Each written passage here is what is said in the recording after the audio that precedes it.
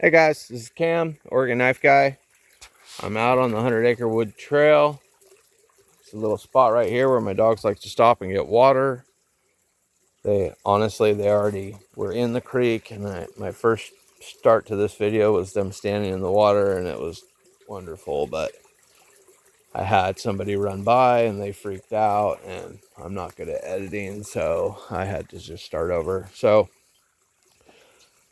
this is a glorious spot. There's two creeks right here that come together. There's a little bridge, and then there's a creek that comes down this drainage over here, and then this one comes off this way, and they lie together and makes a bigger creek. It's a cool little spot. So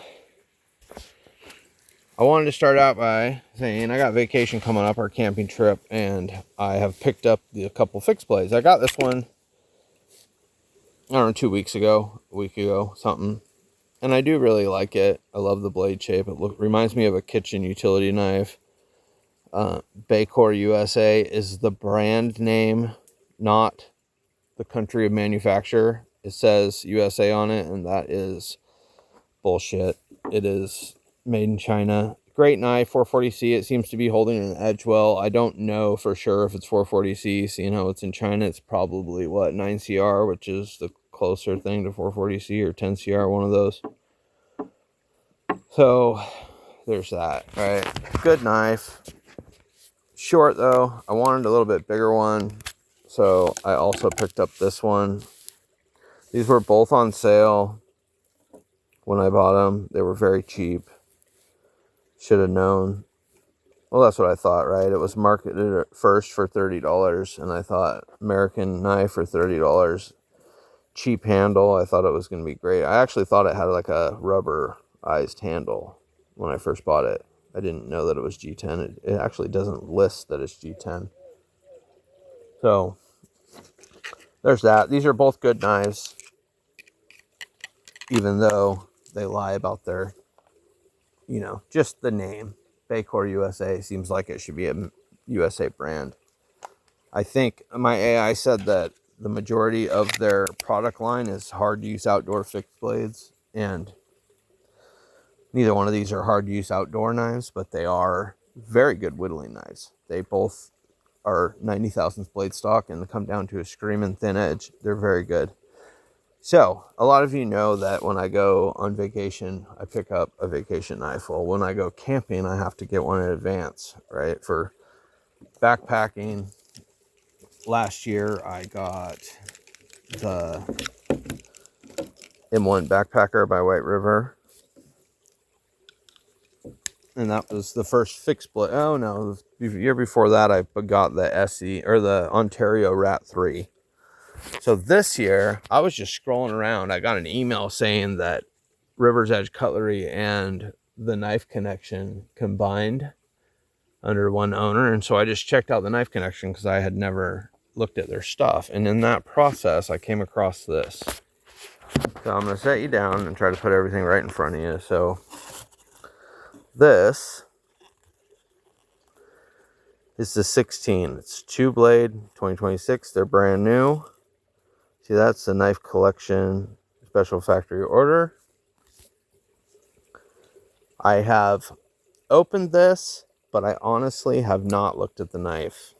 I opened it and then I put it back in there because I wanted to do a legitimate reaction. So there is this. I did see this in there. Boys, hold up. It also came with a button.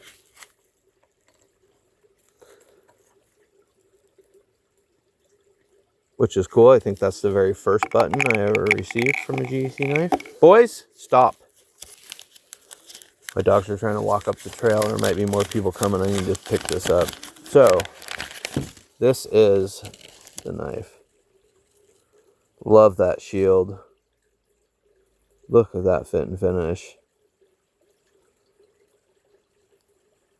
There is no edges. You can't feel that shield. I love the look of this canoe. It's cam tang. It's got a little bit of, I wouldn't say grit, but it needs oiled. Same thing on the small blade. Oh, it's glorious. I love this knife. I'm going to point that out right now, that I love this knife. Oh, man. Okay. So, I have decided that I'm not going to use this knife until I go camping. Honestly, I wasn't going to even open it until we got to our campsite. But, you know, who has that kind of self-control? I definitely don't. So, here we are, back in the tube. Boom. All right, guys. Other than that, I'm carrying... This knife hasn't left my pocket since I bought it. The TRM Atom burlap. Love it. It's so smooth. It's so thin. It cuts so well. It's just a knife. It's not fancy. It's not... You know, I mean, you guys know what I mean. It's a liner lock. There's not a fancy locking mechanism. Here, I'm setting you down again.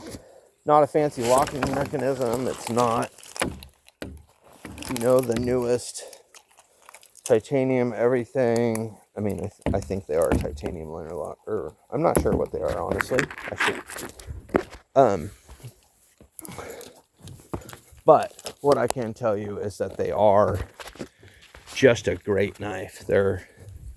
You want a knife for EDC, then boom. I mean, comparatively, they're cheaper than a Benchmade for most of Benchmade's models these days. They're right around the, you know, the better Spydercos as far as price. Not the high-end Spydercos, but not the Chinese, or not Chinese, but yeah, the what is it? Japan or Seki City. There's Seki City, Japan. Those ones are high end, and then the other ones are Taiwan. Yeah,